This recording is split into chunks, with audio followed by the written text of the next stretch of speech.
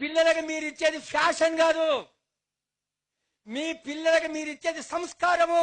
సంస్కారం అంటే చెప్తున్నాను, తల్లిదండ్రికి దండం పెట్టడం. తల్లి చెప్పదు. చాలా మంది స్కూళ్ళకి పిల్లలు తయారు చేస్తే టై కట్టుకున్నావా, టీ తాగినవా, టిఫిన్ పెట్టుకున్నావా, సాక్స్ చేసుకున్నావా, పోయేటప్పుడు మీ అయ్య కాళ్ళు మొక్కినవా అంటే అంత తొట్టు.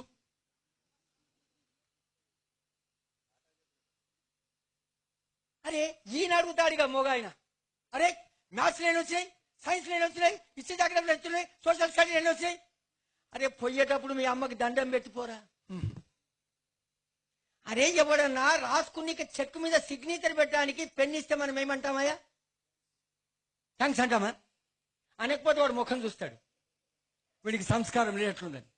4 అక్షరాలు రాసేటందుకు నీకు పెన్నిస్తే ధన్యవాదాలు చెప్పే నీవు 9 నెలలు మోసి తన రక్తాన్ని పాలుగా చేసినటువంటి తల్లిని ఏ విధంగా సేవ చేస్తున్నావు?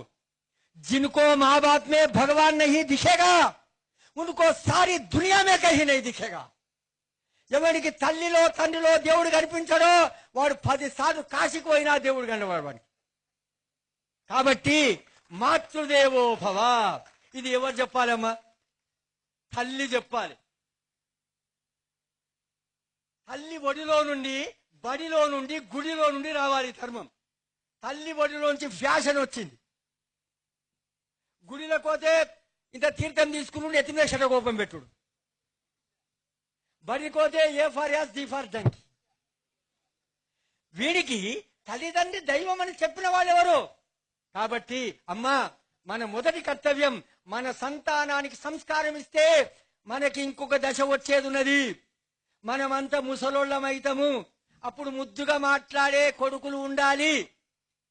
వానికి ముద్దుగా మాట్లాడే చెప్పాలి, మీ నాన్న దేవుడు మన ఇద్దరిని రక్షిస్తున్నాడు, చాలా కష్టపడుతున్నాడు తల్లి చెప్పాలి. తండ్రి చెప్పాలి, మీ అమ్మ దేవత, మనం ఇద్దరం ఇప్పటివరకు అనుకున్నాము, ఆమె వంట చేసి పెట్టిందని తండ్రి చెప్పితే ఇది అవగాహన అంటారు. ఇప్పుడు అవగాహన కొరకు మీటింగులు పెడుతున్నారు మా వాళ్ళు, పెద్ద పెద్ద ఏసీ రూమ్లల్లో. అదేముందో మ్యూచువల్ అండర్స్టాండ్ అట. ఉర్నీ అయ్యా, మా పోరానికి, మా 6 ఏళ్ల పిల్లగానికి అప్పిచ్చువాడు ఏడుండాలి రాని పోయి, అప్పిచ్చువాడు వైద్యుడు ఎప్పుడు ఎడతెగక పారు ఏరున్ ద్విజుడున్ చొప్పడిన ఊర నుండుము చొప్పడకున్నట్టి ఊర చొరకుము సుమతి. 6 ఏళ్ల పిల్లవాడిని చెప్పిన 18.